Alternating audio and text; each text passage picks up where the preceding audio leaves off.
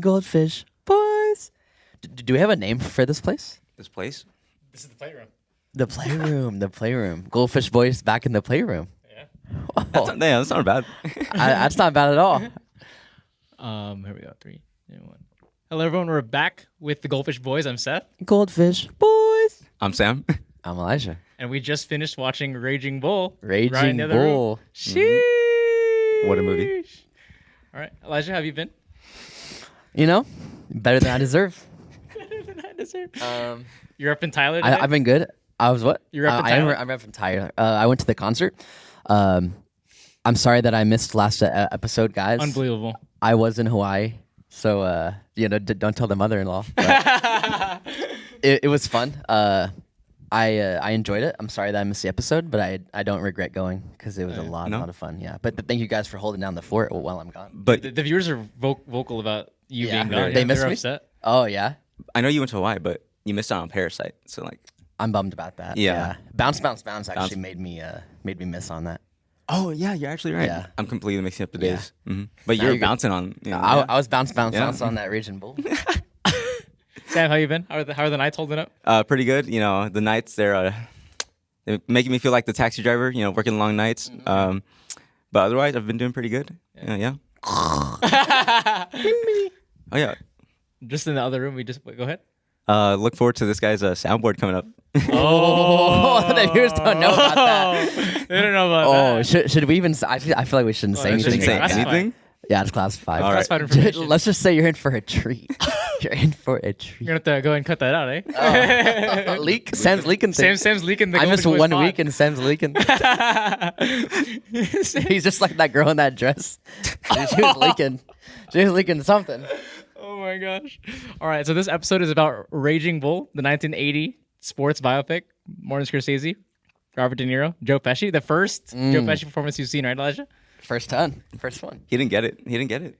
Like at Didn't first, get it? I think you were not as hyped for Joe Pesci as me and Seth were. I've never seen him before. It's his first time seeing Joe Pesci. However, I do know that Seth mentioned that Joe Pesci is like his sidekick in like a lot of movies. Like they're in a ton of movies together. He is the legendary Robin to De Niro's Batman. He was great. Pesci was great.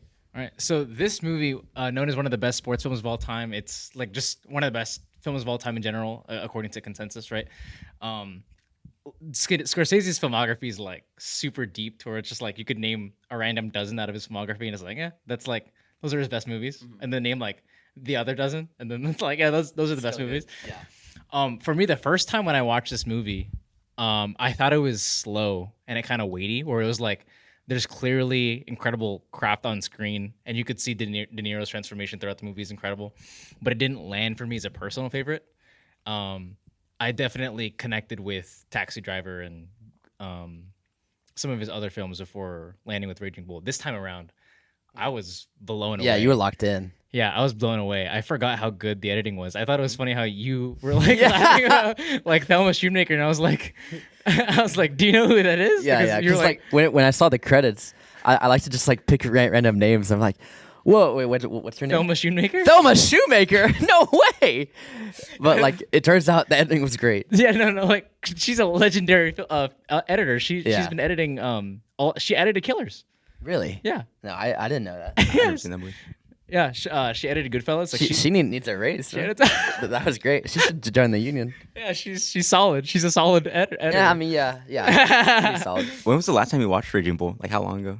It's been years. It's been years? I've been meaning to rewatch it for so long. Was this during your COVID binge? Yeah, I think this was during my COVID binge. Probably had that like Zoomer brain, like where it just wasn't fast enough. Like Well, I was watching like that's the other thing about when it was COVID and I was binging all like the all-time great movies is that I had to intentionally sprinkle in smaller art house films or like even like intentionally poor films in my like watching habits because otherwise it was just watering down every all-time great that I watched. If I just watched like 10 of them in a row, I was That just makes sense. getting used to the greatness. Yeah. you're getting spoiled. Yeah. Yeah. Did you go through Scorsese's films in order?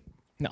You were just going like what? How did during that phase of your life? How did you pick movies? So I would sprinkle in different kinds because I knew that I didn't want to just do like all the all-time greats in a row because I wanted context. So I would specifically choose.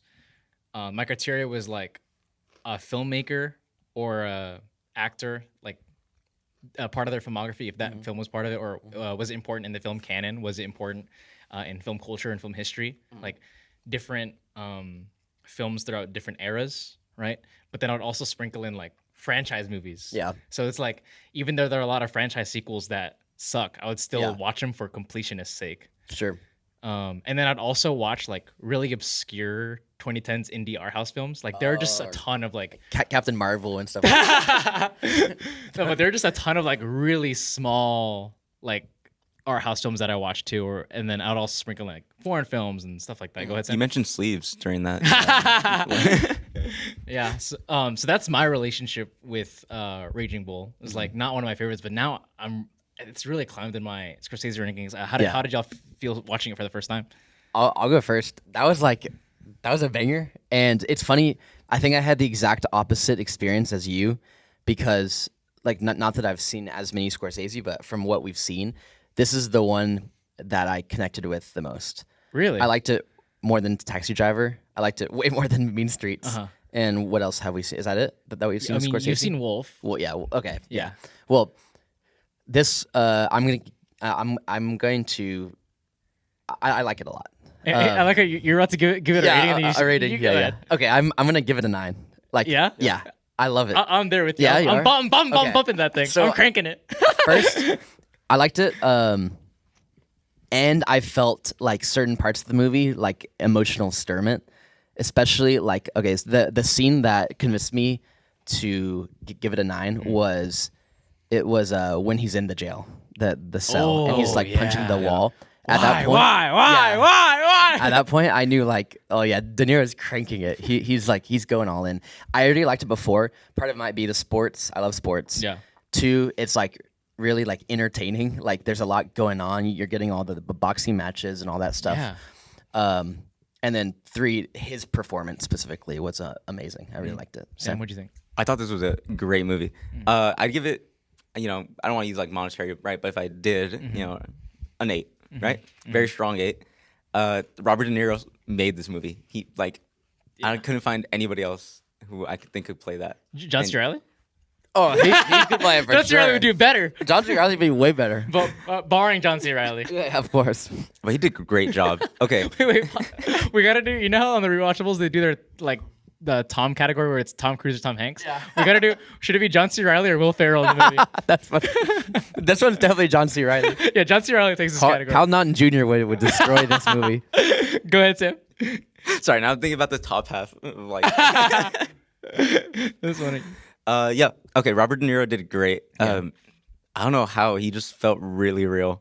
Like you would actually see that. And every time he was interacting with his family, his wife, his old wife, his brother, it felt like something I've seen in real life, and it made me genuinely uncomfortable. So I enjoyed that. There's a lot about this movie where it really doesn't feel like you're watching people on a film set. Like it just feels like you're peering into their lives. Like you're just in the room. And it would cut from that to the best boxing scene I've ever seen. Like the shots were incredible. Yeah. So yeah. Go ahead. What ethnicity is Rocky Balboa? He's Italian, no? Italian. He is Italian too. Yeah. Is he not Italian? Is he? I know. Well, I've never seen those movies. Go ahead, look it up right now. Producer Sam. Producer Sam. Let's see. Is Rocky Balboa Italian? So like where I was going with that is like I was gonna say he's like the Italian Creed, but then I realized Creed was like the spinoff of Rocky. But I was like, oh, so he's just Rocky. I'm dipping into another category here, but as far as the black and white shooting in the movie, there are other reasons why they made it black and white. But one of the reasons why that I was reading was that Scorsese wanted to differentiate the film from Rocky and other boxing films coming out at the time. Really? Yeah. Wait, Rocky was out in the 80s? Yeah. When do you know like when the first Rocky was made? 80, I'm pretty sure. Okay, so it's like you look that up, same time around. Okay, yeah. So I'll look that up. But first, he is Italian, and then he also has a nickname, the Italian Stallion. What? Really? Yes, I didn't know that. Wait, like Rocky or like the dude who played Sylvester Stallone? Rocky Balboa is depicted as an Italian American with his nickname, the Italian Stallion, referencing his heritage. Dang, dude, the Italians got something in their food, bro. When did the movie come out? 80, right? Rocky Balboa. Let's see. What do they have in the water in Italy, bro? they got some giants out there. So let us know in the comments what. 1976. 76? What? Yeah. Oh, well, I think I could take them. No, I guess that does make sense. 76. Wow. Okay. Wait, what came out in 76? Rocky. Rocky. Okay. Wow. All right, that makes sense. Look at that. Yeah. So the Italian stallion, he's probably Italian, eh? Maybe. Could be. The Italian Stallion, the Raging Bull, like yeah. Yeah. I'm thinking just a note for future pods. I'm thinking like we hit like general thoughts through the movie, and then before categories, make sure we don't spoil it, right? We haven't spoiled it now, but that's a good note, right? Say that again? Like intentionally not spoiling the movie until we hit categories. Yeah. Okay. Yeah. Yeah, I like that. Because some viewers out there are like, dang, I didn't know that Yeah, yeah. Rocky was But we haven't done that yet. Big spoiler. So I'm not sure if you guys knew this, Oh, boy. but you know that Creed is Rocky's son? Really? Yeah. You just got like a really bad suntan? Does that happen? Spent a lot of time on the beach, eh? So some of the research I did after I watched this movie is I was thinking like, In between the 5 seconds that we took to walk from the room into here? how in the world did they make everything black and white? Like, that's so much paint, so much clothes. Y'all know it wasn't really black and white. That's why they don't do it anymore. Because Yeah. it's just so hard to do. It cost too much money. Yeah, the funding was crazy. I don't even know. I don't know. Where do you go from a bit like that? It's like, did you know that they didn't paint themselves black and white to shoot this?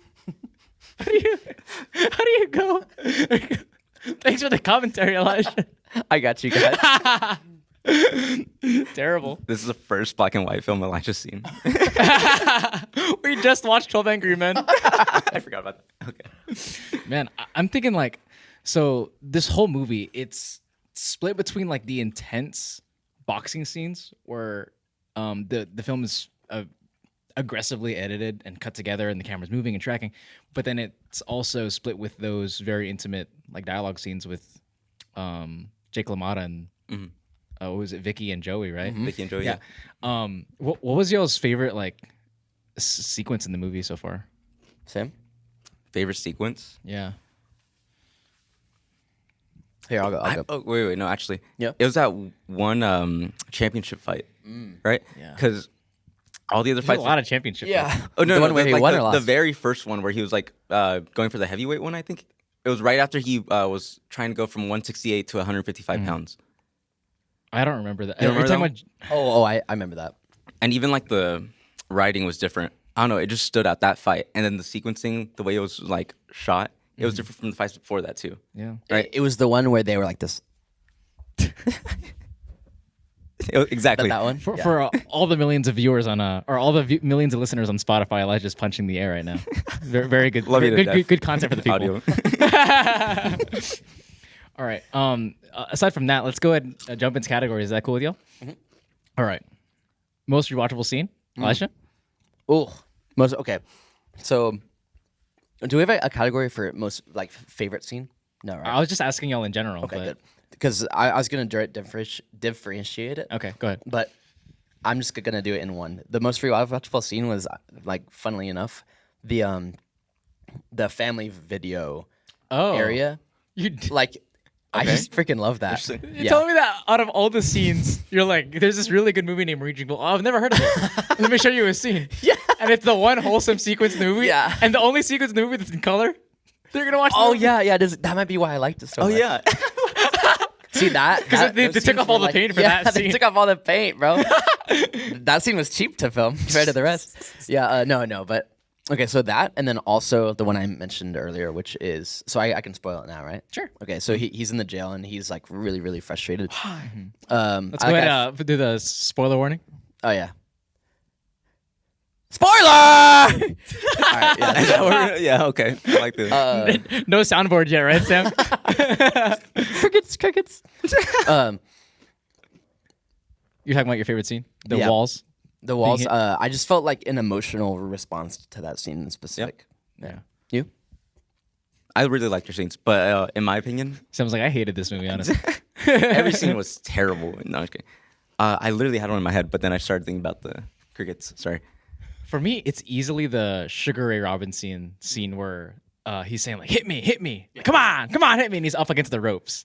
And then he's like resting and then he finally gathers himself and the camera just comes in and you could feel Sugar Ray Robinson's like, he's standing still, but it's like he's turning into a giant hovering over LaMotta. Yeah. Oh man, and then like just the flurry of shots and all the splicing that Shoemaker does there, it's just incredible. Like the way that it's put together, just visceral stuff. Okay, you reminded me exactly what I was thinking about. Yeah. Not exactly that part, but it's when the fight's over and he goes up to him. He's like, "I didn't go down. You didn't take me down." Yeah. That was great. Love that. That's one of the best quotes. I in the movie. could watch that part over and over. Yeah, I never went down. I never went down. Yeah. Yeah, and his face is like battered, Bloodied, but like yeah. destroyed. I say that at work when there's like a huge plumbing issue. You're It's like, like you can't take me down. You know you can't. you're talking to your foreman. Yeah. Trades Like, corner you on tried the Goldfish to, Boys? You can't. Any other candidates though? For me, it's like up and away the Sugar Ray Robinson scene. Like, I don't know if y'all could tell, but the first Sugar Ray Robinson scene, I was like, oh, this is my favorite scene. And it's just like I had forgotten, like it wasn't that early in the movie. Sure. And I was like waiting on that scene the whole time we were watching, and when it came, it was just Yeah. incredible. I remember you really liked that. If I had to frame one shot, it'd definitely be like Sugar Ray Robinson just staring down Jake LaMotta. I guess I couldn't really put this into like one, but scenes I really would love to like rewatch would be every single interaction with his brother and them being like brotherly. Yeah. Or like literally the first one where he's like, "Hit me, Yeah. hit me." No, I'm not gonna fucking hit you. You're crazy. You know? Oh, sorry for cursing. You know, trying to. Sorry for cussing. Yeah. Like I would combine our scenes. Like if I'm pulling it up on YouTube, if like I want to fire up one, if I'm on like a lunch break and I just want to like fire up Raging Bull, it's definitely the beginning of that second Sugar Ray Robinson fight or third, whatever, which one is, all the way up to that line where he's like, "I never went down. I never went down." Yeah.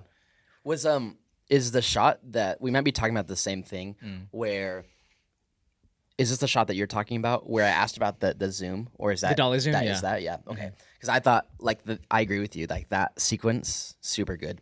Also, like I could probably think of like 5 or 10 like dialogue scenes, probably apart from I probably didn't even like the boxing scenes the most. I think like You my prefer the, favorite was like, probably the personal, like the family intimate stuff ones and all the- that. Yeah. Yeah. Because that's funny enough, is because it feels like the boxing scenes are the ones that are like not, because we're watching when they're like physical, right? But those are the ones where it's like, I don't know how you'd put it. Like Jake is at the most peace, or there's like the least amount of conflict in the movie. Yeah. Right? Like Yeah. you're watching the scenes and it's like it's visceral, but they're decided. Yeah. You know what I mean? Yeah. There's a tension of like, will he win? But it's outside of the ring that you're facing that tension. Like a lot of That's that good. conflict is happening outside of it. It's kind of like a Challengers. Have you seen Challengers, Sam? No. Or like a comment on Challengers was that like all the sex was on the tennis court and all the foreplay was like the sex scenes. And that like that kind of like, it's not exactly like that with Raging Bull, but all the boxing scenes are like decided and almost like objective, whereas the dialogue scenes are That's interesting. they're like waiting to explode, right? And they're almost like more intense in a weird way. I didn't even think about that. What I got like most out of it was kind of like the duality of like the struggles, whereas like he's portrayed as this like tough world class boxer Yeah. in the ring, and then he goes home and he's dealing with the same insecurities that like all men or people in general face. Like I know, like speaking with a man who's had like several good girlfriends, like 7 or 8, maybe 9, Maybe 11? sometimes. Yeah. Like the insecurities about like his partner, being interested in other men and stuff like that. I feel like that was like a powerful commentary on the duality of Yeah. the appearance versus what you're feeling. Yeah, They ran that throughout the whole movie. Like, they did. I mean, that is the movie. yeah, he is the Raging Bull. So, but yeah, ahead. that's like an actual issue that still persists even to today. Men struggling with that, like insecurity, which is crazy. And Have you struggled with that? yeah, when I was It's okay. This is a safe space. Tell me about it, Seth. Tell me Look about it. around. I think like that is the tension almost beyond like the relationships. When he's in the ring, his persona is decided, but when it's outside of the ring, it's like that the fragility is like he is way more beat down in his own insecurities internally than he ever is in the ring. Like even when you're seeing him getting smacked over and over again, like the audience doesn't feel as bothered than when he's sitting there pathetic asking his wife about this and that. Every other scene is insane. Like, did y'all get that same feeling too, where like those felt like the real losses? Totally. yeah, Yeah. It's like I like that. those hurt him more. Yeah. It's almost like that. Yeah, that's a good, like, I definitely got that vibe, but like the way you laid it out makes a lot of sense. I agree. Like even if he lost a fight, yeah, he'd be upset, right? But not as upset like after an argument with his brother or wife or anything like that. Yeah. Yeah. Yeah, it's just that it really confused me how there was not very many bulls in the movie, like Raging Bull. Yeah. Dude, like what a tease. I was waiting on the bull. Yeah. I thought I knew what I was getting. Scorsese just dingles it. Like y'all would agree that like Raging Boxer would have been a much better title for the movie, right? Yeah. Like, where's the livestock? I didn't see one animal in this movie. Yeah. No bulls and Raging Bull. No bulls, just Italians. Raging Italian should have been the name. And then he's like, "I'm not an animal." Like, dude, clearly. Like, Man, are there any other rewatchable scenes that are notable? Maybe the hit me scene. yeah, Yeah. you're crazy. I hate you. Yeah, Yeah, you're I crazy. love Joe Pesci. Yeah, Joe Pesci, the legend, the Goldfish Boys. He's gonna go in the Goldfish Boys Hall of Fame. Hall of Fame. John C. Riley and him. We're gonna have like a Hall of Fame episode where we just like crown our own canon. So John C. Riley is going in there. Joe Pesci's going in there. Oh, yeah. As far as fictional characters, Sam, you weren't there, but Denmar from O Brother Art Thou. Oh, yeah. Oh, yeah. He's going up there. How about Gilbert Grape? And I like how like, not- when you say Gilbert Grape, I'm talking about the other guy. you mean Arnie? But we gotta say Gilbert Grape love as a mistake. Like, it's because I never remember his name. And Gilbert Grape is so much more memorable. Yeah. We watched that movie at family movie night. Oh, okay. For context. I got to go to those. Yeah, Come on, Sam.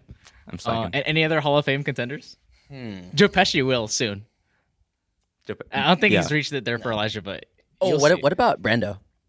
Brando? Even though we've only like seen- the character Vito Yeah. Corleone. Yeah. Do you agree Even with that, though, Sam? yeah. Go. But Do Like, you think he'll be in the Put him in the Goldfish I Boys Hall don't of think Fame? he'll be in the Hall of Fame. What? Oh, okay. I love him. All right, I love him, Seth. but I don't think he'll be in the All Hall of Fame. I know that he is for sure getting in there. I'm about to be a raging bull. Sam. We're building up towards that. 2 against 3. You know? It is 2 against 3. Can we talk about like No. the amount of like how many times he beat the girl? Dude. Well, actually, it was there was not as much. Yeah. But like, yeah. But like the mention of it, which Yeah. insinuates that like Yeah, it's not even a off screen. rare thing. And I know that's like a time, like a cultural time thing. Cultural Italian type. Yeah. Yeah. But like that is messed up. That your hot take of the week? I just want to make it clear that I do not support that. We do not condone. That's a bad thing to do. But Put a there little is advisory. I like the tension of that physicality between the scenes that's going back and forth between the fights and the other fights, where it's like you're watching them smack each other, like whoa, like it's an intense, like fun boxing scene. There's people cheering, and then like with the one slap in the face on his wife, it's like You're right. terrible, right? Like that's the it feels visceral different, one. Like yeah. we were like, oh, like Like it has an interesting relationship with physicality That's and interesting. violence. Like the physicality with the people he cares about hurts more than the sport. Well, yeah, Right? Yeah. because you feel victorious during the, like, at least for me, like I'm watching Yeah. the scenes, I'm like, hell yeah, like we got the victory, we got the dub. And then like you see the intimate like family fight scenes, and you're like, oh, Yeah, I like that you're going back and forth with this character, where he's seemingly so fragile by himself, and De Niro just pulls that up. So it's unbelievable. I feel like I really underrated his performance the first time that I saw it. I mean, the transformation is the obvious thing, but I think balance. He feels like he's playing two characters, right? I'm going through a De Niro transformation of my own right now. I've been in it for a couple of years now. That man, that's a crazy commitment. Like I always think about, like we've seen roles like that where like either a ton of gain weight, a ton of lost weight. Like what you did for Sleeves, right? Yeah, like what it is with the sleeves, yeah. Like I'm very impressed by that, and I'm not gonna lie, like I do not see. If I was an actor, I wouldn't do that. You wouldn't do At the the end of the whole day, weight, it's just a the movie. change. You'd be like, calm down, bro. this dude Well, to them, that's like their life. yeah, true. but like Yeah. he had like lasting. I'm sure he had lasting physical ailments because of that. No. No, like imagine Okay. how short of time he had to gain them that So much weight. it said he was 145 for like the 15th, and right? Mr. Continuity is back Yeah, no, at it. I looked no. this up watching the movie. He was 145, and it said 215 for his other ones. That's like at least 30 pounds. He looks It took me 3 years to gain that. he much looks weight. heavier than 215. Oh. He does. I don't know, dude. Especially by the end of the Oh, film. at the Yeah. end, dude, he's a big boy at the end. He's a raging bull then. He's a raging bull. How tall is Robert De Niro, Seth? I know you know his like. How tall? I don't know. Let's ask the viewers at home how tall. I'm Siri. about to calculate how long it should have taken. How him. tall is Robert De Niro? Robert De Niro is 5 feet 10 inches. 5'10". 5'10", shorty. None of us are even scraping 5'9". How tall are you, Seth? I'm like 5'8". Okay, 5'7", yeah, me 5'8". too. I'm 5'8". You? Yeah, 5'8"? I think we're all the oh, same we're height. all 5'8". It should be 5'8", boys, instead of 5'6", boys. Short kings. Let me look at my license real quick. Look at my You know they just put whatever you say on there. Really? Yeah. Yeah. They're like, how tall are you? I'm like, I don't know, 5'8", and they're like, That's Dude, funny. dude, that reminds me. I went to the Bexar County clerk's office the other day to get my passport, and I was filling out a form, and I had to fill out like all my personal information, and it said height, and I like misread that as a weight, and so I put 180 pounds, and I slid the paper over to the lady. She looks at me, she laughs in my face. She's like, "Sir, you're gonna want to change that." Like, she like slides it back over. I'm like, "Oh, I'm sorry." Oh my gosh. All right, what age is the worst for y'all? I know what age. What age the for me. flirting scenes. Yeah, ugh. Yeah. Dude, come over here. Like, For me, that all those scenes are the Saltburn most uncomfortable scenes. So if he went to Vietnam, would that be okay? AJ, AJ, can you let us know? Please made comment, He please made an comment, oopsie, AJ. All right, you know. He went to Nam. Okay, I went think to it's Nam. one oopsie. I rewatched that like 10 times. Yeah. Dude, okay, so y'all think that aged poorly? absolutely. Yeah. She was 15. Yeah, but Yeah. would that like, if they made the movie today? I don't think it would be any less impactful. To be fair, it's a biopic, but it's still aged. I mean, it was more common in that time. More common, It's like Sure. a century ago. but in my opinion, it doesn't make it any more. It doesn't. I guess like culturally, it's You're like- equal you're like, amount it's as fine. bad. But my thing is that it was more common. Like that was just a depiction. It wasn't like I get what you're saying because you could write a movie with a character like that and we'd still be like, oh yeah, that's bad. What I mean is like it's like a biopic. You know what I mean? I don't Sure. know. Yeah, I guess I what you're see what you saying, mean. It's like it's messed up still. Yeah, You're a defender. It's really not that. just want to make it clear if that is messed up. You get like go In from the- AJ's defense, she was leading him on, like, you know. That was a funny bit that you're running during the movie where you're like, man, so he's driving taxis and a box. yeah. How does this man have so much time? Time management corner on the pod. Productivity hacks. Taxis with and boxing. Travis Bickle. I'd imagine 9 to 5 and your boxing career. Yeah, he's a taxi driver by night, boxer by day, driver by night. I think what made this movie like it more than like Taxi or Mean Streets and stuff is simply that it's like more entertaining. Like, I guess it moves fast. The pace is quick because I mean you're getting like it's not the dude's whole life, but it's how big is the span of years? This one is faster, you think? Because yeah. Seth said it was a slow burn, and honestly, I agree with you. It was not that slow. Like, I it didn't remembered feel it slow to me. being. I remembered it being really slow, but it definitely felt like it moved. Moved, yeah. Yeah, Because I remember watched it. whenever we were texting about this movie, you said that you view it as kind of more of an art piece than entertainment, but Yeah. it felt pretty entertaining to me. I think just in general, I noticed that when we watch it like together, it does pick up more. Sure. Like, because I would watch these movies like alone at like 2 a.m. at night. I guess, and I was also like 5 years younger at the time. it's crazy, yeah. Yeah. It's still definitely an art piece, but it does have much flashier scenes that are appealing. I mean, it's just boxers. I mean, it's fun. Yeah. Right. What age the best for y'all? The boxing H scenes? the best? Yeah. The boxing scenes, age the best? Yeah. Like, those hold up today. Like, and those are just as good as any of the new boxing movies they make. Like, I agree. Yeah. I think that I was baffled by the intensity that I felt during those scenes because you could watch fight scenes today and just feel numb. I'm just Yeah. like I don't feel like the it's same. just a new other modern ones. I feel like it's just a back and forth, right? You know, camera switching or like maybe a side shot, right? Them. But this one, it had so many interesting shots. Yeah, I think with the action scenes of today, there's a lot of like shaky cam and the like intense amount of cuts that feel excessive. But this film creates that visceral feel of the fight without like just ruining the scene, if that makes sense. Like it doesn't cut it up like way too far out of. Speaking of these boxing scenes, you mentioned that they use one camera for them. Yeah. That's insane. I was Really, reading one camera? I was doing some half-assed internet research. And Martin Scorsese was saying that what was it? He wanted the camera to feel like a third fighter, and was very Really? intense about using the single camera. Yeah. So that's why I was also really impressed by like the way the camera was like whipping in and out of the boxing ring, and Like when the he really fell- intense close perspective. When it followed him when he fell, like yeah, it felt like the camera bounced too when he hit the floor. Yeah, You're right. Yeah.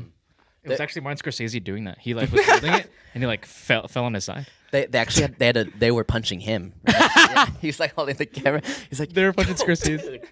dude, that, De Niro, calm down. De Niro, chill. Yeah, I was reading a fact that they broke 11 cameras during the filming. Really? I'm playing. 11 This, a lot. this is his most expensive film. Yeah, like punching all the black and cameras. white paint, All the black and white paint, clothes, the new and the cameras. cameras. Oh, speaking of clothes, Oh, fit it. Can we run into Of course. fit of Frank the- Serpico. All right. Fit of the movie. I ahead, already Seth. I said this in the middle of the movie, but man, that robe. you know, Yeah. the Oh leopard man, print robe. Dude, get me Ooh. one of those things, bro. That would be kind of fun to own. That'd be the, gas. the first boxing scene when he's with his brother, he's like, "Put my coat on me correctly. Put it on, right?" I'm like, "Damn, okay." You know, like he Boxers loves have, that like, coat. always had like cool coats. like coats and Yeah. like, yeah. Yeah. What do you guys think? You guys agree, or you got another I, one? like I don't really have a. I know Elijah's is the bathing suit. Oh yeah. No, I specifically like the three or the scene that we commented on where the three people come together. It's Pesci, De Niro, and the girl. What's her name? No idea. Okay. Vicky? So all of them have like a sweet like suit. Like the guy. So Pesci's got De like, Niro has like a you know, when we were watching Taxi Driver, we were like, what is his name? Scooter. yeah. Sport, yeah. Sport. He's like up to here, Yeah. waistline. Joe Pesci tops that by miles. by Scorsese's miles. going higher and higher with his Yeah. waistlines. It's going to his nipples, bro. It's like right there. There's Yeah, pecs. and then De Niro has like this sweet like black and white suit. Yeah, the blazer. And then the girl has a bathing suit that's like a retro one. And dude, like low key, bring those back. Bring those back. They're very modern. Actually, you know what? That's what ages the worst. yeah, the swimsuit. Okay, I did think it was interesting that later in the movie it showed them swimming again, and they were in drastically different clothes.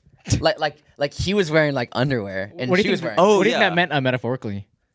something about like the bulls and stuff. I don't know, man. It's because when bulls go in the water, they don't have clothes on. there you So go. he went from being a bull to a raging bull. Oh, he got real mad. that works. That's such a funny bit. It's like this really dumb interpretations. of Yeah, the movie. yeah. The high waisted was crazy. What's it called? We hit Frank Serpico fit of the movie. We hit most rewatchable scene. Do y'all have any other contenders for shot of the movie aside the dollar Shot? zoom? Yeah. For me, it was at the end of one of the fights or the beginning. It was black screen, microphone, camera pans down. Yeah. Beautiful, like literally like, like it's half a coming from second. the roof? Mhm. Yeah, I that know was which one you're really Like talking half a second, but Yeah. like beautiful. And then the other shot Felt mythical. was yes, they were outside and it might have been at the pool or something. Like I don't know a thing about like lighting or anything, but the sky was like white and his shirt was white. And the shot, like instead of They did a lot of paint for that one. oh yeah, tons of paint, tons of white paint for that. Instead of like the black being the background, the white was the background, and the characters appeared in like black. If that makes sense, I don't know in terms of technical terms, but that's how it looked to me, and I thought that was like super cool. And it probably happened multiple times throughout the movie, but I thought that was cool. Sam? I have two, right? One of them's in the boxing scene. I already mentioned this, but it's one where it's the other fighter going down and it's the camera following Yeah. him as he falls, right? Ooh. That's really stuck out to me. Yeah, like I that was one. like, I wonder if I want to say that's the first time that happened, but I'll have to look into I it. know it's. I feel like we've definitely done it multiple times since. We've done it. Yeah, well, the humans, as in like, humans, yeah, okay. not as in like the human not race. as not as in, you know, we produce- Yeah, I've done that several times. Sam's like, I do that every week now. And then I've been practicing. another shot that stuck out was when he's in prison and he's like banging the wall and it's, you could barely see him. Yeah. Right. So it's like maybe half of his body. I know I was very firm on this, but I think I actually have a new answer Oh yeah, hit me. because I have it hung up on my bedroom wall. Actually, Oh, yeah, is it in your collage? yeah, That's what this is from? yeah. I Okay. completely Elaborate. forgot about that. The opening scene, like the opening shot where it's in slow mo, and you just see the rows of like the ropes going down, and you just see. I don't know. Yes. Yeah, you see He's him bouncing just, like, around bouncing on the ring, in his and coat. he's just in his robe. Yeah, and just him by himself. Yeah, That's- and it's just yeah. that in slow mo, and I'm just like, I just have that on my wall straight up. That's crazy. That's the one that I actually hang up because I actually did. Really? What went into like hanging that up? I was like, this is one of my favorite frames. Oh no, I meant like hammer and nails or. No, I use like those command strips. Oh, okay. But in the trades. what? Yeah, not in the trades. What went into like the choosing it? The choosing. So I knew I wanted a bunch of text list posters on my wall. So the other posters that I have The Godfather, Goodfellas, and The Good, the Bad, the Ugly. And I got those. Like you could tell that those are like not the official posters. Yeah. Like, you know what I mean? They're just like Yeah. some guy Like a f- photoshopped that. yeah. But they were a lot cheaper. So I was like, at the time, I didn't care. How much to do those run?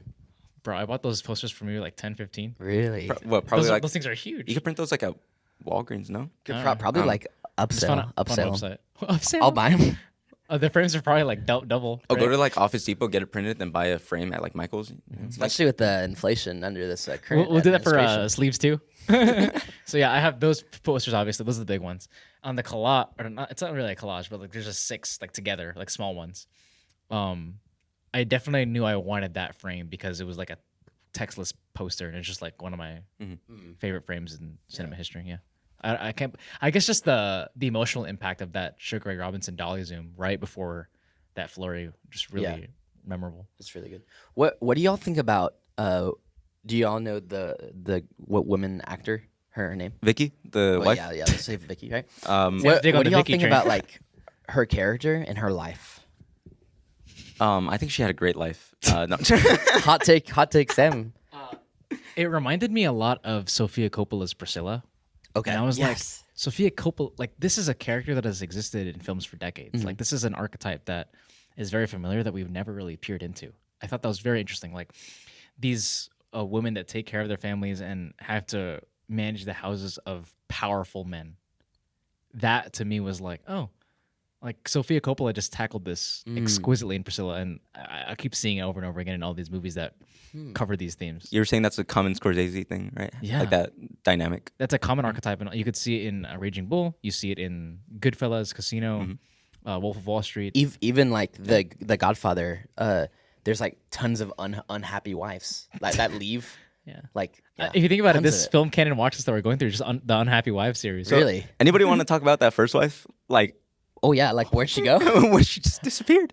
Like yeah. What happened to her? She's still here. She's still Unanswerable there. question. Well, actually, that is answerable because this happened for real. We could probably look it up later. Oh, that's true. Well, I'm not sure if you guys noticed. Her very last scene, she was like, "Leave me the here." window. Yeah, at the Yeah. window. Leave me here like a dog. So clearly, she's still there. In the window? She's She's like, I think like to this day, she's To still this day. peering yeah. out the She's just window. she's Like just go check right now. She's like, she's right there. she probably is. No, that's interesting. Yeah. That's it. I don't know. Let's go. I have some facts from IMDb. The inside scoop. We'll have a jingle for that one as well. I don't worry. I've been watching the time too. Okay. I got you. So first off, this is something that I'm reading straight from IMDb.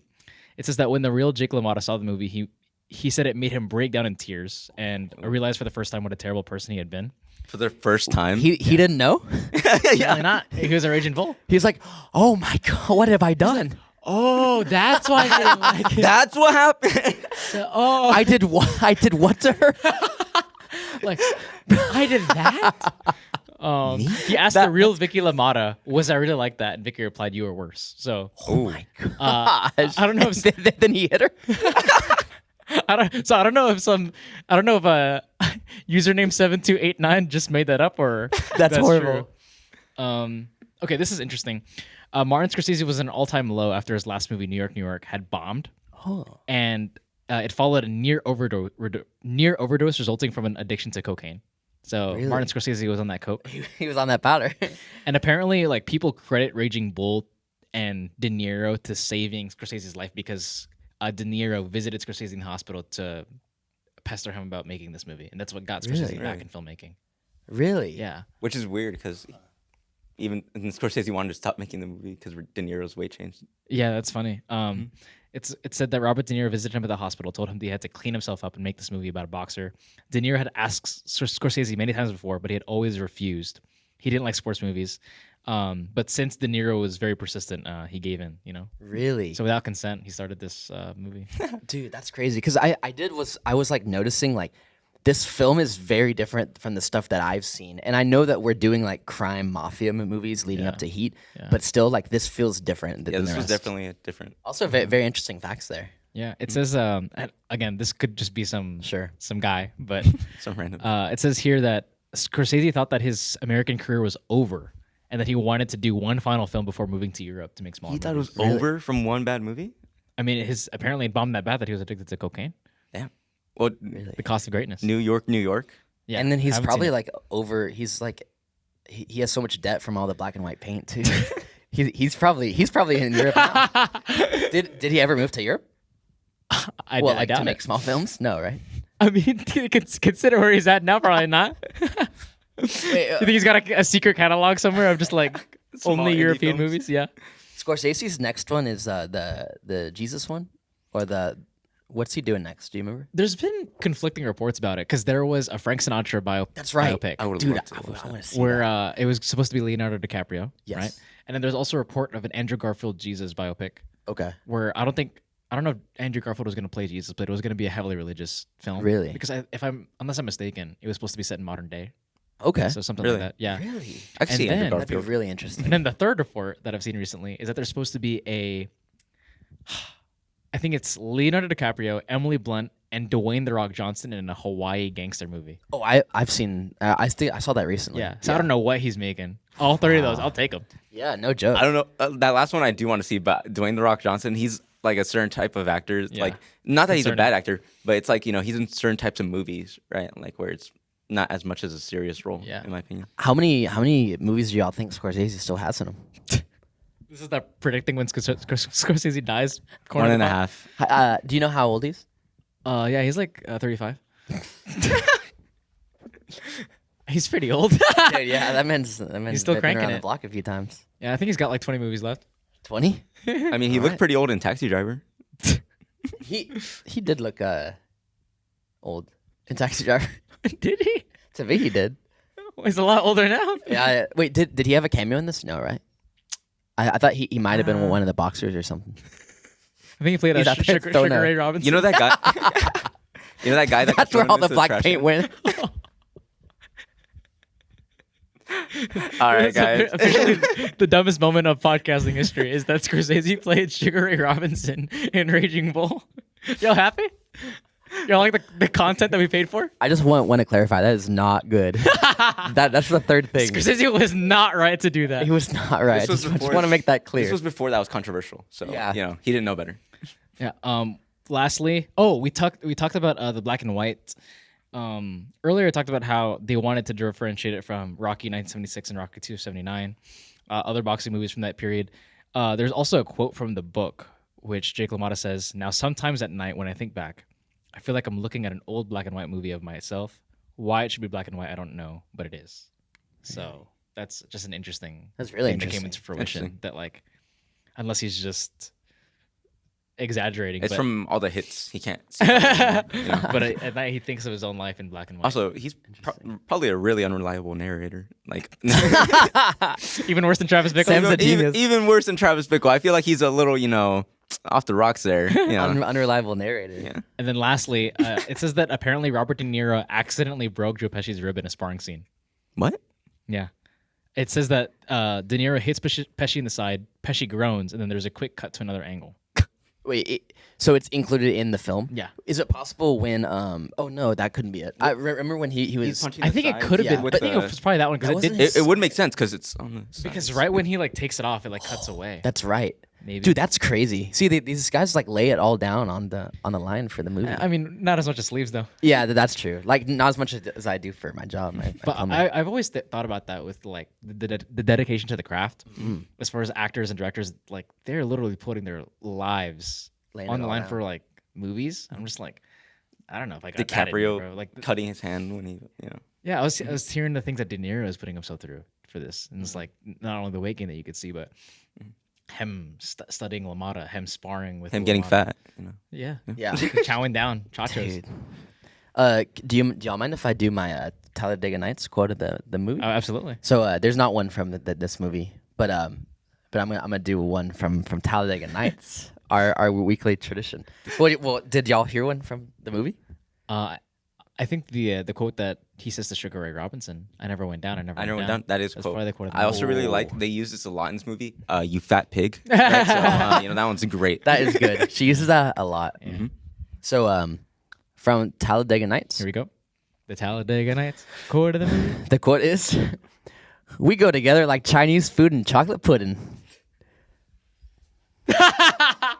Thank you. He said that at one point in the movie. Like Joe Pesci was like, Probably. And Joe Pesci's crash out scene right before that. all right, would we agree that the Saltburn Most Uncomfortable Scene award goes to just the scene where he's courting Vicky? Yes. Yeah. Okay, that's a lot. Everything involving that, like multiple scenes, and then also like the prove to me you're 21. Oh, that might have to be it. Prove oh to my- me. That man's a dirty dog. That's like man. that to me. That actually might be worse than the. I think Yeah. it is. The 14-year-old girl. Now, of course, like we didn't know that they were under 21, That. And also it happened really fast compared to the Sure. other like courting scene. but it was just like equally as uncomfortable. So he gets an oopsie, right, AJ? Oh no! Oh He makes boy. one Oh mistake. boy! All right, Elijah. Before you have to go because Yeah. you got a client. Yeah. that's a Elijah-ism right there. I'm having a I client. have a client. Run some errands. Yeah, you got Sam's got errands, Sam's got clients. Unacceptable behavior here on the pod. Unacceptable. All right, so a couple of categories we could hit. I like the idea of hitting the unless there's another category you want to hit, the Willem Dafoe category for who stole the movie. Who stole the movie? Joe Pesci. Yeah, Yeah. without a doubt. I agree. When he starts the fight in the bar, right? He just slams the glass. Boom. Yeah.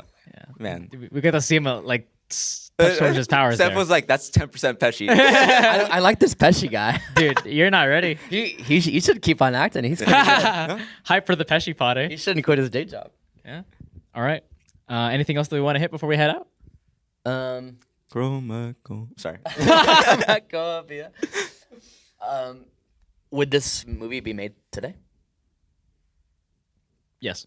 I'll make it if I have to. Yeah. Why do you say that, Seth? There aren't as many questionable things like Taxi Driver, where it's like, ooh, I don't know if they could do that. Because when I think of like, could this movie be made today? Well, like hypothetically, any movie could be made, but I just think about like what parts of it would disallow it from being the movie that it is. And I think, especially with like biopics and familiarity, I don't know if Jake LaMotta is a huge household name nowadays, right? Not really. No. Um, I haven't heard of him before. I didn't hear about this before this. Yeah. Yeah, but in the same line as like how everyone's making music biopics, people want familiarity, and if it's not going to be content IP and it's not going to be an adaptation, then it's going to be real people. I mean, we have 4 Beatles movies coming out soon, and then we just had like even Big George Foreman had a biopic just come out. Yeah, there So you I go. think this And would it make wasn't sense. very good. I did see that one. I didn't watch it, but You saw that before Raging Bull. Yeah. I think I agree with you. And like biopics are like powerful and real, and I like it. yeah, I it actually have to happened. disagree with you. No, you don't agree? They did happen. You know, They Yeah. did happen. I can verify. True stories. And I think it's cool, like that they shed light on stories that people don't know. Like I've seen a lot of biopics about people that I don't know. In addition, the big ones like Bob Dylan and And yeah, I think he's trying to make one of this guy named Frank Sinatra. Frank Sinatra. Yeah, I don't know. So. Yeah. I guess the final question that I would have to ask before Elijah has to leave for his client. So biopics, I actually am a huge fan of biopics. I think that, I mean, they can fail spectacularly because there is kind of like in the same way that fans are offended by the way that characters that they love are depicted in adaptations. There's a risk of offense with a real life person. And there's also tricky things with depicting a real life person because that's an image that you're immortalizing with people, and you can mishandle someone's image, someone's reputation really poorly if you handle it wrong. But aside from that, is Raging Bull up there as one of your favorite biopics of all time? Where does it land for you? That's an interesting question. I didn't think about that. Sam, what about you? I'd I say wanna hear yes because there's not that many. you. I'd say yes. There's not that many. Affirm what? yes. There's not that many biopics that like hit like this. Okay. So This is definitely one of the most like artfully designed biopics. There's so many great choices in this that I really enjoy. There is a bad habit in biopic filmmaking, where it's just like incredibly stale and like true to life, which is that's not using the medium. Like, if you want to go as authentic as possible, you make a documentary, right? And then you go real deep into it. And then if you make it cinema, you take advantage of the medium and you manipulate the narrative, allow the style to take the same shape as that artist, and then you can pick and choose where the audience looks. And then sometimes when people make biopics, it just becomes like a stale retelling. It's like I might as well be like rereading a Wikipedia page, right? How do you feel, Elijah? That's an interesting point. I didn't really think about it, and I would have to look through my list. I've seen a lot of biopics, and like You're a big biopic guy. I love biopics. I would definitely agree it's one of the most like artfully crafted ones. And I think it would probably be up there, like maybe like top 5 or top 10 of like the best biopics. Because we could say that Wolf of Wall Street is probably your favorite biopic of all time. Yeah, like Oppenheimer or that is like way up there. I forgot about that. Yeah, Oppenheimer. But then like I forgot about that. Oppenheimer was up there for you as well. yeah, it's really good for me. And there's been some recent really good ones between the Bob Dylan one. I like the music ones, like Bohemian Rhapsody. The Elvis one is great. I have stuff. Oh, you're fans of those? I didn't know that. Yeah, I like them. I still have to see the Elton John one. I haven't seen that, and I haven't seen Rocket Man. the Marigold one, other than Oh, Bob Dylan. yeah. Talking about Walk the the Line. Mangold film, Walk the Line. Yeah, Johnny Walk Cash. the Line. Yeah. Oh, they made. I still need to have watch see that. Yeah. I've heard that's really good. So, in my mind, this more goes to like I think of it in like sports movies. Yeah. And it's up there for me in like sports movies because sports movies are corny. I think it's probably the best sports film of all time. You think Would so? y'all know that? I mean, I can't think of a like a more autistic. Oh no! I guess I had to delete the whole episode. Fourth thing, that is not good. More good bit. artistically Yeah. crafted sports film. Sports film. You think Space Space Jam? Space Jam 3? Space Jam 2 is better than this? Oh, So yeah. we're getting a LeBron biopic. At some point when he retires. Yeah. Y'all hear Space Jam 3? They're working on it with With who? No, they're not. Giannis. They are. Yeah. Are you being for real? Well, no, I just heard that. I don't You know. just heard that on the street. I think for me, I'd have Oppenheimer Above it? above this. Yeah. I think so too. I would favor Walk the Line more, even though I don't think it's like from a technical perspective better than Raging Bull. It's a lot safer. My favorite biopic of all time, though, and I guess I would have to say the best biopic of all time. Y'all haven't seen it. It's Amadeus. Have y'all heard of that? I like that one. Nah, just kidding. Milos Forman, 1980s, Wolfgang Amadeus Mozart. It's a biopic about Mozart's life. You told me about this. It is one of the best films ever made, and it's not Okay. talked about enough. Okay, so we'll have to check that out. Yeah, but I mean, to cap off though, I think we can agree Raging Bull, all time great. Not enough bulls. There's definitely enough rage. All right, I'll tell you that. There's something raging. Oh, maybe in Raging Bull 2 they'll do some bulls. Yeah, Raging Bull 2, Electric Boogaloo. All right, I think that's a wrap for Goldfish Boys episode 3. Yeah. What do we have up next? Let's go ahead and check. Tease it for Little teaser. Little. While you do that, I'll just do a quick ad. Yeah. The ad for this episode is going to go to betterhelp.com. Therapy is important. Thank you. Don't forget about UA. Oh yeah, the local. I'll just do it every episode. Local 142. You're a proud local union. Pipe fitters, plumbers, irrigation systems, all sorts of water. Thank you to Ben's our gonna be sponsor, pissed. Local 142.